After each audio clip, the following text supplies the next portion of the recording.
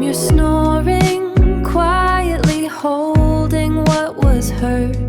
Your pride was wounded, and the person you hoped to become felt far away. You've been carrying it silently for a long time.